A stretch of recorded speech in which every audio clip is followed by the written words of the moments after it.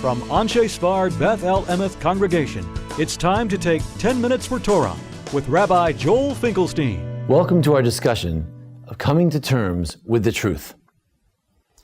In our Parshat Toldot, both Yitzchak and his son Esav give out a terrible, terrible cry and tremble.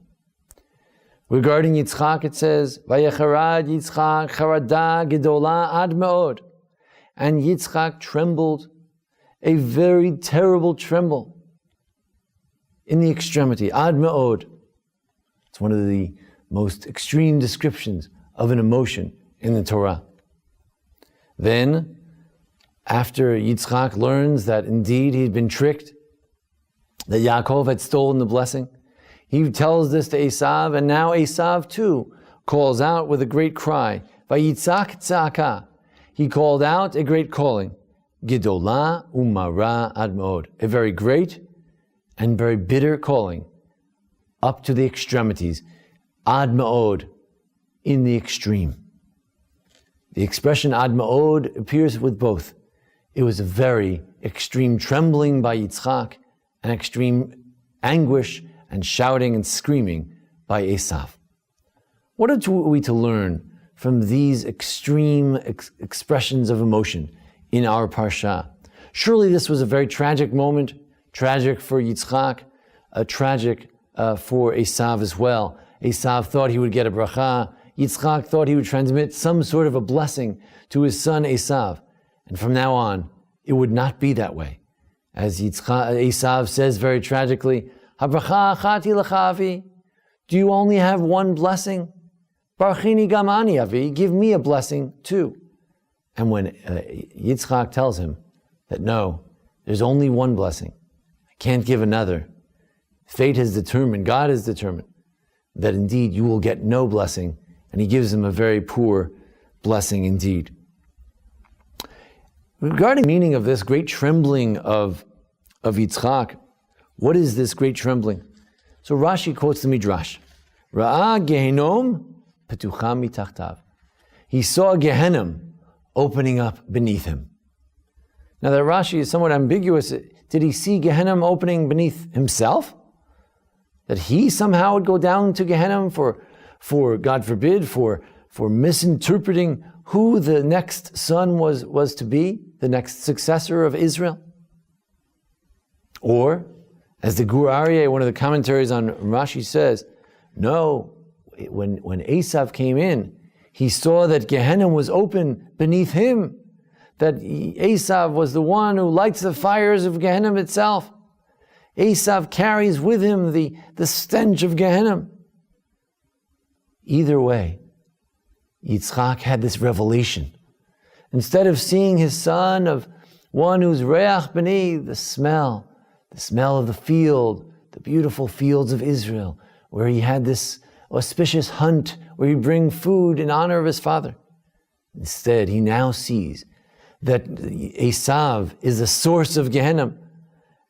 Esav carries with him the hell itself, Gehenna itself.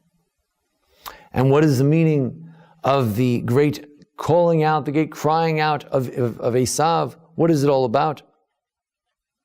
There the Midrash says that he called out such a great cry that indeed we only hear one other cry of this sort in all of Jewish history, and that's Mordechai. One day Mordechai too will call out a great cry when he hears that the Jews are almost destroyed. Here Esav realizes that his spiritual destruction has just been foretold. And when Mordechai hears that our physical destruction is foretold by Haman, he too gives out a great cry, whether a punishment for Yaakov causing Esav this great anguish. Haman, a descendant of Esav, caused Mordechai, a descendant of Yaakov, great anguish as well. Or it's just parallel. Yitzchak realizes here that he too is subject to a spiritual demise, similar to the physical demise in the days of Mordechai. Or the notion of trembling in another midrash says, "Hitchilu kotlei habayit lizdazeh l'ratet." with the walls of the house actually began to tremble. What is all this trembling? What is all this shouting and screaming? To the extreme, ad ma'od. What is it all about? What is the meaning of these tremblings? I believe what we have in our Parsha is an honest look at a situation which had never been seen with honest eyes.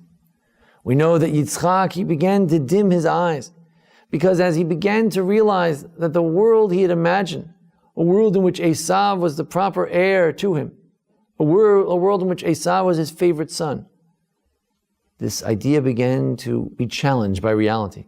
The wives of Esav brought him great bitterness of spirit, morat ruach. He began to realize that Esav was not who he thought he was.